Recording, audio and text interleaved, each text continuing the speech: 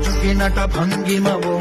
చింతన తోంతన శంకరునికి సంకీర్తనవో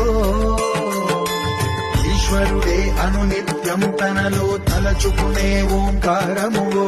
శివ హృదయం కరిగించే ఆ పంచాక్షరివో నీ మదిలో మహాదేవుడినే కొలువుంకగా కైలాసమువో అతని పాదము చందన